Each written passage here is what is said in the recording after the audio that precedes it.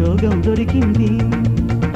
ఓ తిరుపతిలో ఏనాడో తలనీలాలను ఇచ్చాను, ఫలితంగా ఈ చిన్నది చిక్కింది.